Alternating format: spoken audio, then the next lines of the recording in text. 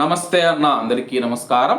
Kuwait దేశం 27 దేశాలకు సంబంధించిన ప్రవాసులు ఎవరైతే ఉన్నారో వాళ్లకు ఇళ్లల్లో పనిచేసే కార్మికుల యొక్క వీసాలు ఇవ్వకుండా నిషేధం విధించింది.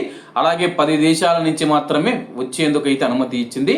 అందులో అందరికీ తెలిసిన విషయమే India, Vietnam, Philippines, Sri Lanka, Ethiopia, నేపాల్తో సహా మొత్తం 10 దేశాలకైతే కువైట్ గవర్నమెంట్ అయితే అనుమతి ఇచ్చింది. 27 దేశాలనైతే నిషేధిత జాబితాలో ఉంచింది. ఆ యొక్క 27 దేశాల వివరాలు మీకు తెలియజేస్తాను.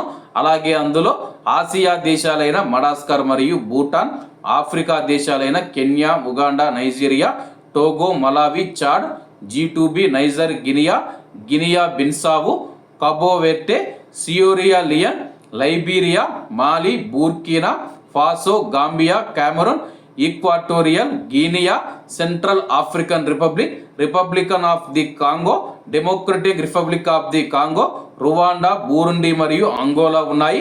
జాబితాలోని కొన్ని దేశాలకు కువైట్లో ప్రాతినిధ్యం వహిస్తూ ఉండగా జాబితాలోని కొన్ని దేశాలు మనం చూసుకుంటే కానీ ఇక్కడ ఎంబసీలు ఉన్నాయి. అలాగే కువైట్ దేశానికి సంబంధించిన ఎంబసీలు ఆ దేశాలలో ఉన్నాయి. మరికొన్నిటిలో లేనందున ఈ నవీకరణ విధానం దౌత్య మరియు పరిపాలన అంశాలను పరిగణలోకి తీసుకుంటుందని చెప్పి అధికారులు పేర్కొన్నారు.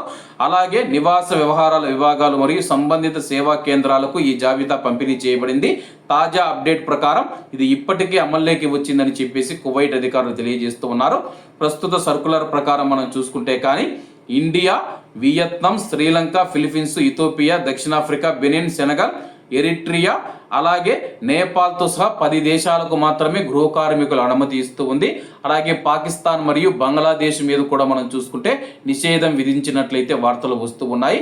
ఏది ఏమైనా సరే కానీ భారతదేశానికి సంబంధించిన ప్రవాసుల పైన అయితే నిషేధం విధించలేదన్నమాట.